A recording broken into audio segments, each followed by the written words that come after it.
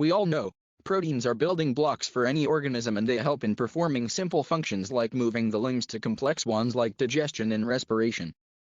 Proteins are made up of amino acids. Each amino acid has two parts, a common main chain and a varying side chain. The central atom of an amino acid is a carbon bonded to 4 different types of groups in all amino acids except glycine. These 4 types are a carboxylic group, an amino group, a hydrogen atom and the variable side chain group. This allows 2 different types of arrangement of atoms of an amino acid, which are L-amino acid and D-amino acid. An easy way to find D and L-amino acid is the Corn rule. One assumption: the main chain hydrogen atom is in front of the central chiral carbon. If one reaches from carboxylic group to amino group through the side chain, R, in a clockwise direction, then it's a L-amino acid and vice versa. Interestingly, all proteins have L-amino acids.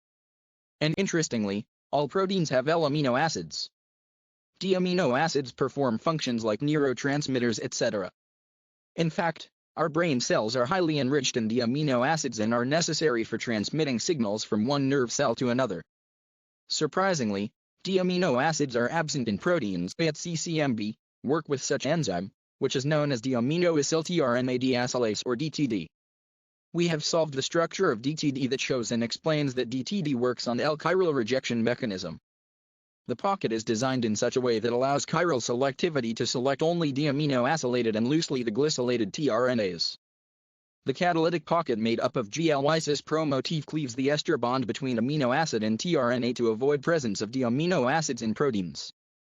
The DTD function is present in all life forms from bacteria to humans. Therefore, we are now probing the evolutionary and mechanistic role of DTD and DTD-like proteins to understand the proofreading process of protein synthesis.